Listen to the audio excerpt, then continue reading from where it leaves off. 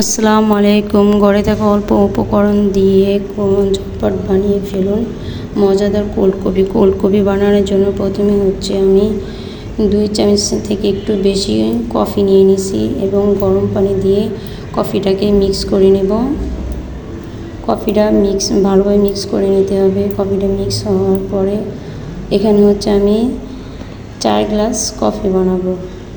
এর জন্য আমি কফি মিক্সচারে মিক্স করে নিলাম। এরপর আমি ব্লেন্ডারে 4 চামচ চিনি দেব আর 1 কাপ দুধ দেব। 1 কাপ দুধ দেব। তারপর 4 চামচ কফি মিক্স দিয়ে দেব। এখানে আমি 2 গ্লাস কফির জন্য কিছুটা আইস দিয়ে দিব। ভালোভাবে ব্লেন্ড করে ঝটপট ঠান্ডা ঠান্ডা পরিবেশন করব। দেখেন আমার কফি মিক্স রেডি হয়ে গেছে। এবার আমি পরিবেশন করব। এখানে আমি 2 গ্লাস কফি মিক্স করে নিলাম। এটা এখন পরিবেশন করব।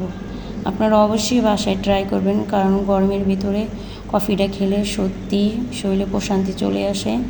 আর আমরা রেস্টুরেন্টে খেলে অনেক চওড়া দামে কিনে খেতে হয়। এর জন্য ঝটপট অল্প উপকরণ দিয়ে বাসায় তৈরি করে খেতে পারি। ভিডিওটা ভালো লাগলে অবশ্যই ভিডিওটা লাইক কমেন্ট শেয়ার করবেন। সবাইকে ধন্যবাদ। দেখেন দেখতে কত অসাধারণ হয়েছে, আর খেতেও সত্যি অসাধারণ। আপনারা চওড়া দামে রেস্টুরেন্টে গিয়ে কফি না খেয়ে বাসায় তৈরি